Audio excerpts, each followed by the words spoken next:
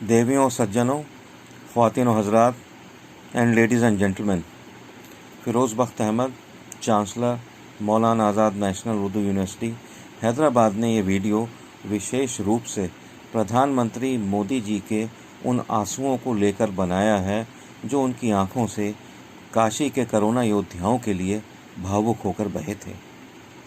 साथ ही साथ ये वीडियो उन बेदिल और बददिल कांग्रेसियों, वामपंथियों व विरोधियों के लिए भी है कि जिन्होंने इन आंसुओं की भावुक श्रद्धांजलि को क्रोकोडाइल टीयर्स, पीआर बनाने का प्रयास और नाटक बताया। वास्तव में ये उनके अपने कुकर्म हैं जिनकी छवि में उन्होंने मोदी जी को आंका। दोस्तों, एक बात और बताता चलूं, प्रधानमंत्री ने जब जब आंसू बहाए हैं, चाहे वे संसद में गुलाम नबी आज़ाद के लिए हों या अपनी माँ हीराबेन मोदी के लिए बहाए हों कि कितनी कुर्बानियाँ देकर उन्होंने उन्हें पाला पोसा, उनके भाई बहनों को पाला पोसा।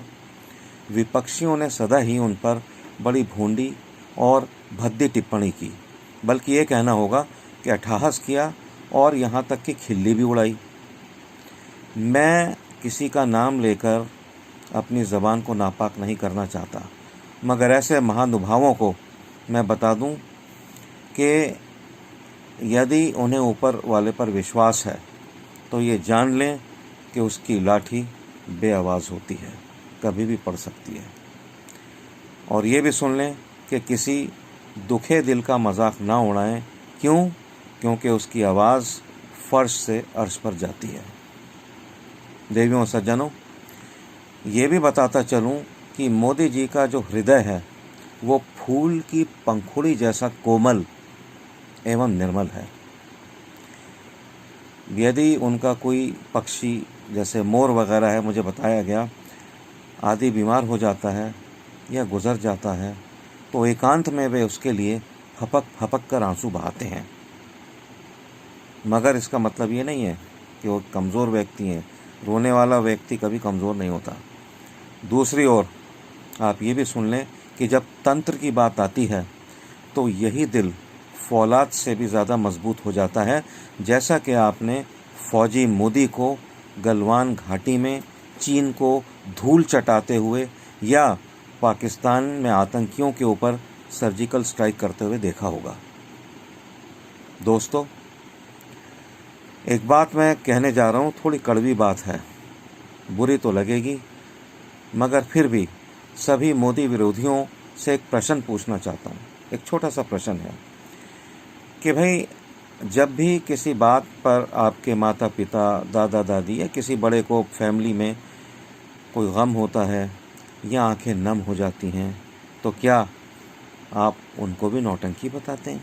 माफ़ कीजिए, मैं ऐसा पूछना नहीं चाह रहा था, लेकिन जब आप मोदी जी के लिए ऐसा सोचते हैं तो पूछना पड़ेगा।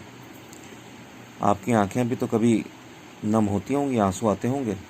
मैं बताता हूँ आपको, कुछ रोज़ पूर्व मेरी एक खरगोशनी जो थी वो गुज़र गई, अल्लाह मियाँ को प्यारी हो गई, और मुझे उसका इतना गम है कि मैं आज भी फूट फूट के उसके लिए रोता हूँ। नमाज़ पढ़ता हूँ तो नमाज में उसकी याद आ जाती है, तब भी ज़ारो क़तार में रोता हूँ। ये दिल है भाई, ये पत्थर नहीं है।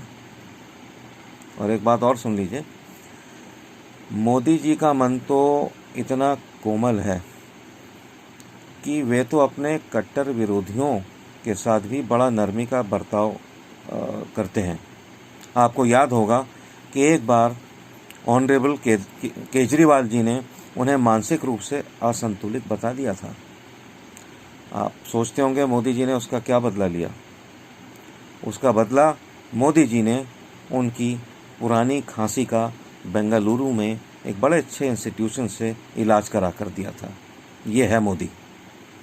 ऐसे सूफियाना और फरिश्ता सिफत व्यक्ति के दिल को दुखाकर विपक्षी खुदा के कहर को दावत दे रहे हैं। माफ़ कीजिए, सख्त ज़बान है लेकिन सच्चाई है। देवियों और सज्जनों, एक बात मैं ये भी बताता चलूँ कि मतलब क्या मैं इसको कैसे कहूँ। हो सकता है कि आप मुझे जो मैं बात कहने जा रहा हूँ मुझे आप कहें कि मैं मोदी भक्त हूँ, मैं इब्नुल वक्त हूँ, या मैं कुछ भी हूँ, या अल्लाह का भक्त हूँ, लेकिन कहूँगा ज़रूर, अच्छी लगे या बुरी लगे आपको। एक बात समझ लीजिए, मोदी जैसा मोदी जैसा दमदार, दिलदार, जानदार, शानदार, वज़ादार, सेवादार, वफादार, कामदार और सबसे अधिक ईमानदार प्रधानमंत्री सदियों में, क़र्नों में बस एक बार ही आता है। उसकी कदर करो, उसकी सेहत और लंबी उम्र की दुआ करो। एक बात और कह दूं, जो आपको करना है करिए, और आप करते चले आ रहे हैं, दुनिया जानती है। मेरी अगर कोई बात नागवार गुजरे तो मेरा फ़ोन नंबर है 9810933050। इस पर फ़ोन कर लेना, क्योंकि मोदी के बचाव के लिए मैं दुनिया के 800 करोड़ लोगों में से किसी से भी डिबेट का चैलेंज कबूल करने को तैयार हूँ। शुक्रन कसीरन। जय हिंद।